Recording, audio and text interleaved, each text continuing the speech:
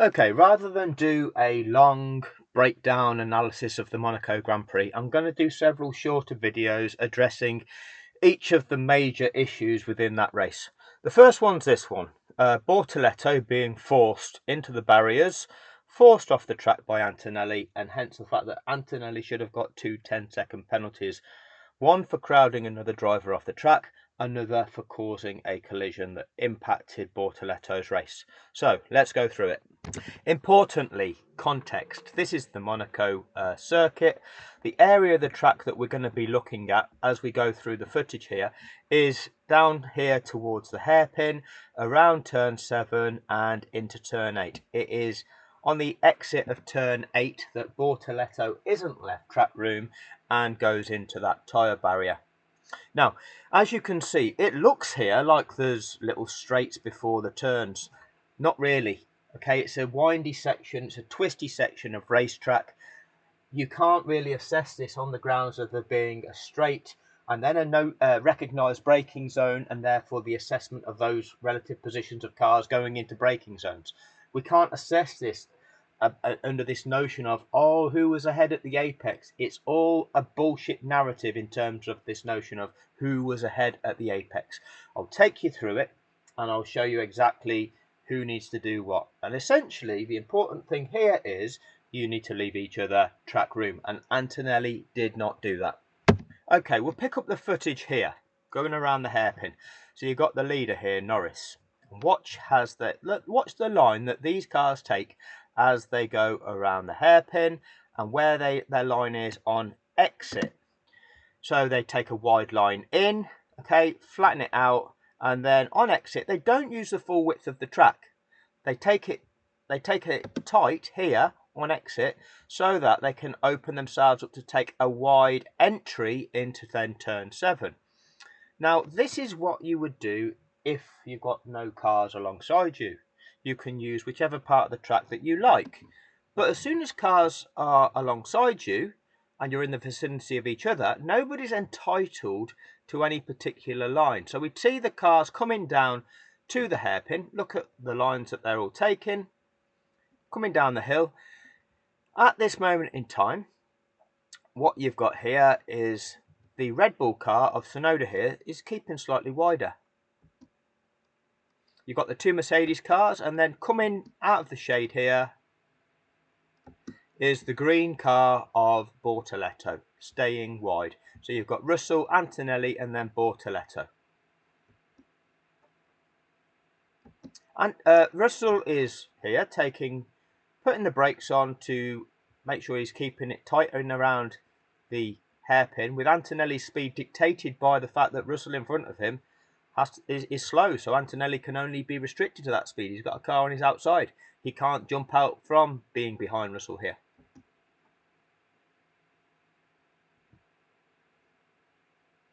Bortoleto is not restricted by the speed of Russell, so can carry a bit more extra speed, taking a wider line around the hairpin. On exit of there is room for both cars. And what we see there on exit is now at that stage there, Bortoleto's about a car length ahead as they're entering what will be turn 7. So because now the lead car is Bortoleto, Antonelli's behind, Antonelli has to yield. He's not entitled to be left track room around the outside of turn 7 because he's fully behind. In order for him to be entitled track room on the outside, he has to be fully alongside. So what does Antonelli do? He yields and he drops in behind. Now what we then get is from there, we cut to the next camera angle. So we can't follow them around there, and we'll pick them up coming through here. And what we actually get picked up here, well, because this is a cut and paste operation, look at this, what we're seeing.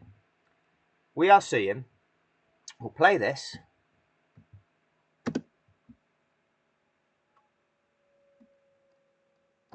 What you're seeing there is Bortoleto, Antonelli. And immediately we cut to here, and what we're actually seeing there is Hulkenberg, Tsunoda. So, like I say, this is highly edited. This is not a follow-on work, is it? And this is what's played to us live. So then you've got Russell, you've got Bortoleto, you've got Antonelli. Antonelli's behind, Antonelli's behind, Antonelli's behind. And now Antonelli puts a squirt of the accelerator in to try to come up the inside before what they're now going around. As you can see, these cars are turning in to make it around turn 8. Yeah? Antonelli's fully behind here, but he squirts the accelerator to carry so much extra speed. There you go. Tries to shoot up the inside. All these cars, look at the way they're going across here to go round the corner. Antonelli shoots up the inside, or tries to. Now, is he about level at that point? Because he's carrying so much extra speed? Bortoleto can't challenge that because Bortoleto's speed is restricted by Russell there. Antonelli marginally ahead. So, where do you assess the braking zone? Well, like I say, it's a twisty section of track, difficult to do. Difficult to say that they've reached top speed and now they're braking. They're going around a twisty section of track. You've got to moderate your speed relative to the cars around you. Because Antonelli's carried so much extra speed, more than everybody else, he's the car that has covered the most ground in the shortest amount of time out of all of those cars there. Because it blipped the accelerator to try and send it up the inside of Bortoleto there. As such, when he comes into this corner, this is the bend. Where's the apex? We don't exactly know. But around about where they are now is the point where the midpoint of the corner. At that point, Antonelli's travelling faster than everybody else was around there. And therefore, he can't take such a tight corner. And his car comes across the track. And there's nowhere for Bortoleto to go. Yes, you could argue the Bortoleto could be slightly tighter, but he's still going to be clipping that barrier. Still going to be clipping that barrier. What Bortoleto's attempted to do was stay as wide as he can for as long as he can to give Antonelli the room because he knows he's there, but he's ultimately ran out of track room. By the time he's gone, well, I need to turn now, it's too late, and he's in the barriers. But there was no room for him anyway. Look at this. That's the back of Kimi Antonelli's car coming around there. Look how much room there is between the back wheel of Antonelli's car and the barrier there. Not a car's width. You could not have threaded a car through there, which is where Bortoleto would have been had he have been left room, had he have not crashed. That's where Bortoleto would be. There's not a car's width. Whose fault is that? Well, that's the car on the inside that's forced the other car, not left them a car's width on their outside. Entirely Antonelli's fault. Entirely Antonelli's fault. He's carried so much speed in, he can't maintain a tight line, leaving at least a car's width on his outside for the car that he's seeking to overtake. And yet nothing. FIA, situation under review, okay, incident under review, no further action. This has ruined Bortoleto's race. It may have crashed him out of the race somewhere else. He is fortunate he's been able to get going again, but it's cost him all those positions of the car streaming by. It's then cost him the time in the pits to change the nose cone. It's ruined his race. And what is the consequence for Antonelli of doing that? Nothing. This is poor leadership from the FIA, poor leadership from the stewards, and this is the problem in the show. Now, if you watch the line that the following cars take around here, there's the Alpine. Is the room between that Alpine and the tyre wall? Yes, there is. Look at the next one. Yes, there is. And yes, they converge over to the left, but this is the job. If you're the car that's seeking to make the overtake, which is Antonelli was the overtaking car for that incident. He was behind, and here's the one that's attempted to make the overtake. Here's the one responsible for leaving the other car track room, which he didn't do. Had he left Bortoleto room to make it around here, he'd have had to leave Bortoleto room so they could go side by side along there. He'd have had to take such a line that enabled that, and he didn't. Entirely Antonelli's fault. We'll go through the onboards. Now, rather than explain this to you, you get Crofty saying, was Antonelli far enough alongside to make that corner his own? Should it have been Bortoleto that had to yield? No, where was Bortoleto to go? And you'll see here, when we go through this, that there was nowhere for Bortoleto to go. And the point in which they're now trying to get fans to believe is the point that determines who's got to yield or not. It's utter bullshit. Let's have a look. So, Bortoleto. This is the bit where they're coming into view. You've got Russell, followed by Bortoleto, followed by Antonelli. Antonelli's fully behind at this moment in time. Okay, still behind right there. Turn 8's just here. And at this point, he's trying to send it. So he sends it, clearly carrying so much extra speed to gain all that ground in that short period of time. All the other cars are turning in. Bortoleto wants to turn in, but he's got a car there. But what does he do at that point in time? I've got a car here, what do I do now? Put the brakes on? Well, he's got cars that are following him, following his exact line. There's no brake lights. They're going to pile into the back of him. No, he needs to carry on at a similar speed to what he's currently doing, and he needs to be left room to carry on at a similar speed to what he's doing. It's not as though Antonelli is clearly ahead of him and that he needs to concede. It's too late to concede. Bang. He's tried to stay wide. He's tried to stay wide. He's got to a point where I can't stay any more wide. I've got to make it around this corner, and by which point in time he then suffers understeer because he tried to put too much of a steering angle on and the car goes straight on into the barrier. But as you can see, there is not a car width left for him to be there anyway. Antonelli has squeezed him so much because he's carried in so much speed. He's not been able to take a tight line around here, which he would have needed to do, and therefore he has crowded Bortoleto off the track. In crowding him off the track, it's caused a collision. It's caused Bortoleto to collide with those barriers. 2 infringements. Crowding off the track, causing a collision. 10 seconds for each. 20 seconds at least. Because again, you can apply a stiffer penalty than those for the crash, for example. You could say, well, you've caused him damage. You've caused him to lose this amount of time out of his race. Well, you get that penalty yourself. You've caused that to his race. You get that penalty applied to your race. So that is that situation. We're going to ride on board with Bortoleto soon. Like I say, look at that line taken by the Alpine. There's room for a car there. And all that Alpine would need to do is make sure he left the car's whip on his outside, going along there until they entered the tunnel. That would be fine. But Antonelli was the one that's carrying the extra speed, and he's the one that then can't take the tight line because of the speed he's carrying into the corner. So we get a virtual safety car to repair these barriers to make sure that they're capable of withstanding a similar impact. But they don't show us. The Sport has the ability, it's got cameras at this location. It could say, we've got a virtual safety car, and this is why. These are the marshals on the track that are doing the barrier repairs, pushing these back into position, and this is somebody checking to make sure that they're satisfied and that they meet the regulations for being able to absorb an impact. They don't show us that. So we don't know what's actually going on, do we? This is something that could be manipulated.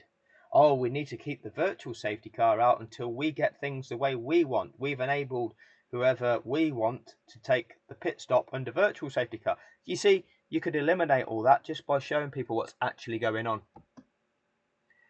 But we don't get that. We don't get that. Anyway, hopefully we'll cut to the onboards very soon. Here we go, riding on board with Bortoleto, heading down towards the hairpin. As you can see, these are the lines the drivers are taking. Earlier cars were a lot wider. The Mercedes have taken a tight line into the hairpin, leaving the room on the outside. So Bortoleto says, thanks very much, I'll go around the outside. Goes past Antonelli. There's Russell taking a tight line around the inside of the hairpin. Bortoleto's taking the wider line. They're exiting the hairpin, and here we go. There's Russell, and Bortoleto's ahead of Antonelli, so Antonelli slots in behind. We're now into turn 7. Tight and twisty section, corner after corner after corner. We clip the curbing here around turn 7. We come out of turn 7 heading towards turn 8. Now turn 8, the cars are going to be turning in there. That's where they're going to be turning in. So let's have a look at that. You can see the car is a bit blurry, but the car's going over to the right there. Now, what these drivers are having to contend with is the bright sunlight and then going into shaded areas. This messes with your eyes. You're having to deal with knowing where the speed of the car is in front, so you don't rear end the car in front. You're having to deal with the changing light conditions. You're having to keep control of your own car. You've now got a car sending up the inside in this little short section. Antonelli's blipping his throttle to try and send it up the inside here. Everybody's trying to turn in. Look at Russell. Russell's turning in. Bortoleto can't turn in because he's realised that Antonelli's shot himself up the inside. Look at the changeable light conditions. Bortoleto can't follow Russell because what would happen is there'd be a collision. So Bortoleto's staying left to make sure there's no collision between himself and Antonelli. Is Antonelli fully alongside of him at this point? Well, we can't see Antonelli's car, can we? Now, again, at this point, maybe there, is that the corner of Antonelli's car? I would suggest it is. But this is the edge of the image that I can show you. There's the corner. There's the Armco, the actual corner's here, and that's the corner they're going around. Where's Bortoleto to go? He's had to stay wide because Antonelli's thrown his car in there. Antonelli's coming across him, coming across him, coming across him. Where's Bortoleto going to go? Because this room here, look at the room between Antonelli's front wing and there. Where's Bortoleto going to go? That's not a car's width. And in trying to keep a car's width, and let's be clear here, you're not just going to have a millimetre between your car and his and a millimetre between your car and that barrier. There needs to be a margin for error. There needs to be at least 20, 30 centimetres between your car and their car and your car and the barrier. Okay? There needs to be that margin. You can't just say it's the exact car's width. That's not okay. That's not a margin for error. So, he's not left him room. He has crowded him out of track room, and in crowding him out of track room, you've caused him to have to collide with the barriers. That's what Antonelli's done. And then, again, look at here. Had Bortoleto managed to hang it out around the outside, what's he done? Not room for it, is there? Not room. And then Bortoleto gets on the radio, and as you'll see, the graphic come up. Kimi pushed me out, which is exactly what he did. It's nothing to do with the race to the apex. It's absolutely nothing to do with the race to the apex. And the reason it's nothing to do with the race to the apex is, where is the apex? Okay, where would they like to be straightening the steering wheel? Let's see if we can look at Bortoleto's hands. That's where he would like to be straightening his wheel to come out the corner. Where's he going? Too late to make that decision. Now I've got to yield. Where have I got to go? Nowhere. There's nowhere to go. These rules, these driving standards for overtaking criteria, they apply to every circuit of every Grand Prix. Clearly there's a fault here, isn't there? Clearly, if you're saying, oh, you decide who wins the race to the apex to determine who's entitled to force the other car off track at that point, because the other car no longer becomes permitted to have track room. So it's a bullshit. It's utter bullshit. What it results in is these unsafe conditions. You forcing a car out of track room, and when there is no runoff area, when you're forcing a car off the track, forcing them out of room, forcing them onto gravel, forcing them into barriers, it is dangerous. And hence these regulations, these driving standards that are set by the FIA are what they are. It's not this bullshit narrative, oh, it's the F1 drivers and the stewards have decided amongst themselves what's acceptable. Utter bollocks. Anyway, that'll do on this one. Thank you for your time.